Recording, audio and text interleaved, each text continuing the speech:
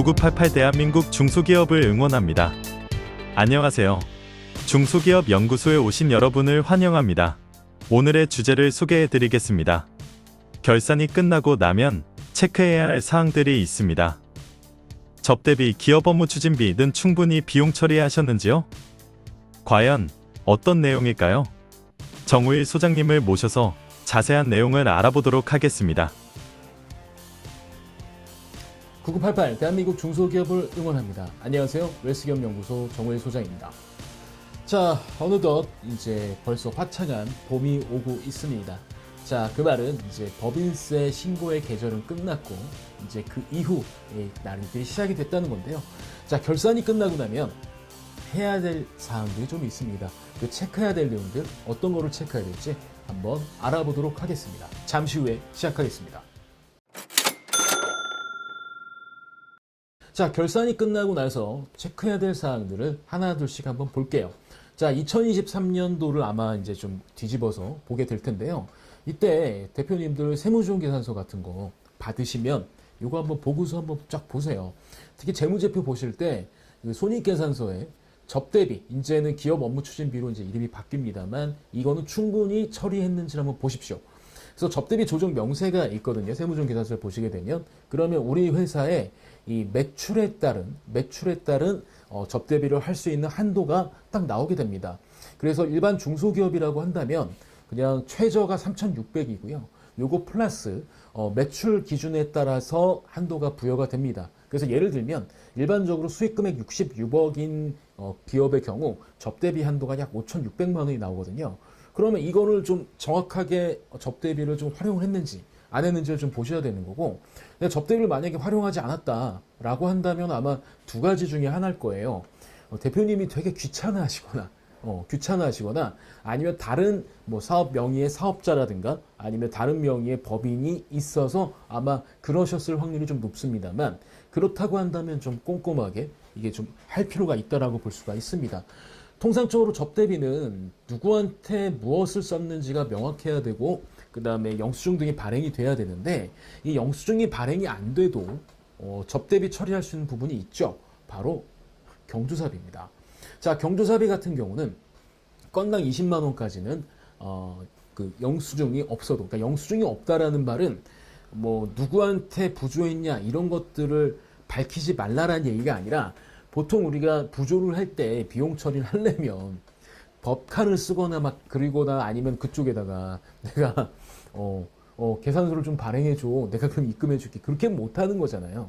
그러니까 사회통념상 20만 원까지는 경조사를 쓸 수 있으니까 누구한테 썼는지만 정리하게 되면 이게 경조사 처리가 됩니다. 그 다음에 이제 뭐 건당 3만 원까지는 영수증, 뭐 간이 영수증 같은 경우 써도 되긴 합니다만, 어쨌든 이런 접대비 중에서 특히 경조사비 같은 경우 그냥 법인으로 하셔서 좀 그 접대비가 충분히 남으신 기업들 같은 경우 좀 활용하시면 좋겠다는 말씀 드리고 싶습니다. 자, 일단 접대비를 특히 이제 경조사비를 쓰시려면 좀 회사의 시스템을 만들어 놓는 게 중요하겠죠. 그래서 예를 들면 경조사비를 이제 그냥 그때마다 법인에서 통장에서 인출해서 쓰는 것보다는 월 단위 또는 뭐 무슨 단위로 주기적으로 좀 입금, 뭐 출금을 하시는 방법을 선택을 하시면 좋을 것 같고, 그러려면 일단 그 누구한테 썼는지가 자료가 정리가 돼야겠죠. 그래서 뭐 요즘에 많이 좀 좋지 않습니까? 카카오톡으로도 뭐 부고가 날라오고 다 날라오니까 뭐 그걸 캡처해서 두든지 아니면 엑셀로 몇 월 며칠 누구한테 그리고 어느 장례식장인지 이런 걸 적어 놓으시게 된다면 구체적으로 인증을 받을 수가 있으니까, 뭐 그렇게 해서 자료를 정리해서 이걸 모아서 한 달 뒤에 내가 청구를 해서 돈을 빼는 이런 것도 나쁘진 않겠죠. 그 다음에 뭐 이런 경우도 조심하셔야 돼요. 20만 원까지가 이제 영수증이 없어도 되긴 되는데, 예를 들어서 화환을 보내는 경우가 있을 수 있잖아요. 그러니까 화환은 이제 비용 처리가 되잖아요. 그래서 화환 같은 경우는 그걸 포함해서 20만 원이 넘어가면 안 됩니다. 예를 들어서 예를 들어 화환을 10만 원짜리 썼다. 그러면은 현찰은 10만 원만 쓰셔야 된다는 것도 좀 알아두시면 좋을 것 같아요. 그래서 이런 뭐 경조사비 같은 거 하나하나, 그러니까 조금만 주의를 기울이게 되면 이거 법인에서 비용을 처리할 수 있었는데 비용 처리 못한 게 있었구나 라고 생각하는 것들이 있으니까 하나하나 체크하셔서 좀 꼼꼼하게 하시면 뭐 세금을 어느 정도 줄일 수가 있습니다. 뭐 불법으로 줄이는 게 아니라 당연히 써야 될 거 비용 처리가 되는 건데 안 썼던 부분에 대해서 하는 거니까 주체 없이 이거는 꼭 확인하셨으면 좋겠고요. 그 어느 정도 경조사비를 쓸 수 있지, 그 어느 정도 업무 추진비를 쓸 수 있지, 이거는 수익 금액에 따라 달라지게 되는 거고 전년 걸 보시게 되면 확실하게 알 수가 있습니다. 자, 2024년 1월 귀 법인의 주식 평가 금액을 알고 계신가요? 법인세 신고가 끝나고 결산이 끝나면 당연히 얘는 체크를 해보셔야 됩니다. 왜냐하면 대표님이 대표님 법인의 평가 금액을 모르는 경우 상당히 당황스러운 일들이 벌어질 수 있습니다. 자, 일단 뭐 대표님이 배우자가 있고 뭐 이렇다고 전제를 할게요. 근데 대표님이 보유하고 있는 기업의 주식 가치가 뭐 얼마나 있겠어라고 생각하실 수 있는데 막상 평가해 보니까 10억이 넘어. 그러면은 상속세를 이 법인을 갖고 있는 것만으로도 납입할 수 있어요.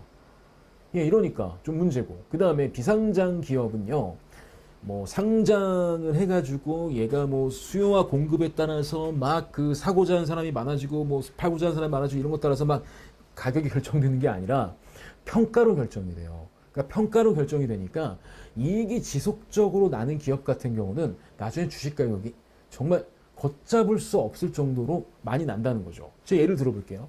매년 순이익이 2억 정도 나는 회사입니다. 그리고 자본금 5천만 원 시작을 했어요. 그 20년 이후에 이 회사 주식 평가 금액은 무려 30억 4천입니다. 그런데 이 경우 전제가 뭐였냐면 CEO가 지분이 100%가 있고요. 급여를 하나도 안 가져갔을 경우예요. 근데 만약에 예를 들어서 대표이사가 급여를 1억을 가져갔다, 연간. 그러면 순이익이 2억에서 1억으로 줄죠. 그리고 법인의 장점은 대표이사 인건비가 비용 처리가 되는 부분이잖아요. 그러니까 대표이사 본인이 가져갔어. 근데 비용 처리가 돼. 순이익이 주니까 그만큼 주식 가격은 반절로 깎이게 될 거고, 예를 들면 대표이사 급여가 혼자 가져가기는 좀 세금이 좀 많다라고 한다면, 뭐 배우자도 회사에서 일을 해. 그럼 두 분이 합쳐서 1억 1억씩 가져가게 되면 순이익이 없으니까, 네, 이 경우는 기업 가치가 액면가겠네요. 네, 네, 5천만 원일 겁니다. 그래서 그 비상장 법인의 주식 가격은 내가 어떤 행위를 법인에 했냐에 따라서 좀 과대하게 잡힐 수도 있고 또 과소하게 잡힐 수도 있습니다. 그 말인즉슨 평가로 계산이 되는 거기 때문에 관리를 해야 된다는 내용이라고 볼 수가 있겠죠. 자, 그리고 있어서 또 이것도 한번 생각해 보세요. 주식 가격을 진짜 한번 제대로 평가를 해보세요. 뭐 세무사한테 용역을 줘서 평가를 했다고 칠게요. 그러면 절대 대표님들이 속으시면 안 되는 게 자산도 시가평가해달라고 하셔야 되고, 그 대표적인 거는 이제 아마 그걸 겁니다. 저기 부동산.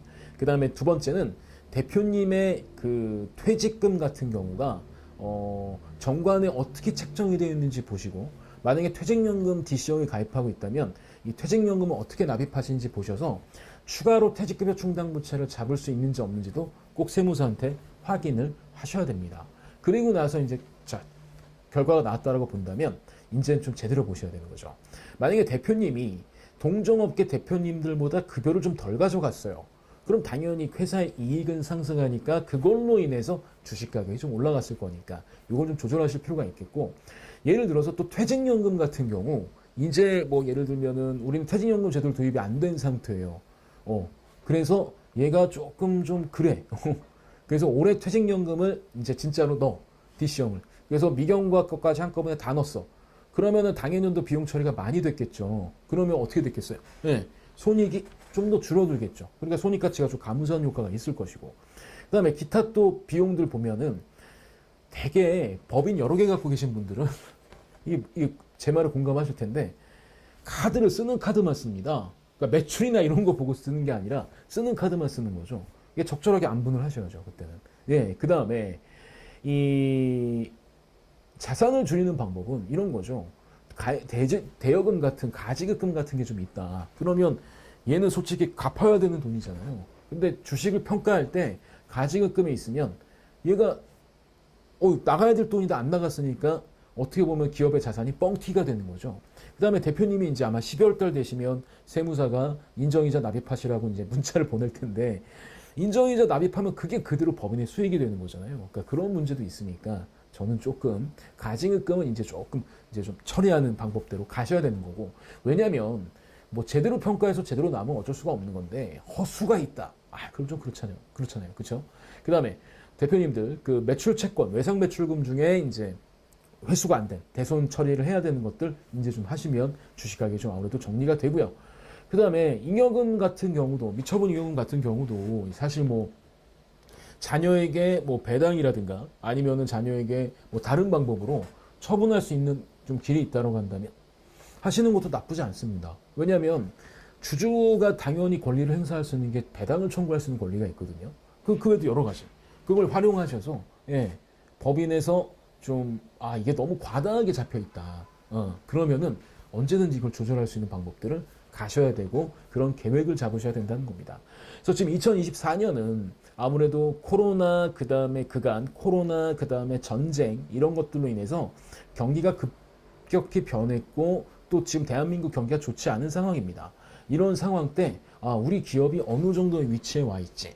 그 다음 내가 주식을 지금 이전하게 되면 이게 좋은 혜자스러운 행위일까? 아니면 완전히 좀 억지스러운 행위일까? 이런 것들을 판단하기 위해서는 2024년 1월 기준으로 주식을 평가를 해보셔서 어느 정도 가치가 있는지를 확인하셔서 이를 뭐 승계라든가 아니면 기업의 이전이라든가 이런 것들에 활용하시는 좋은 척도로 삼으셨으면 좋겠습니다. 자, 이번 주는 여기까지입니다.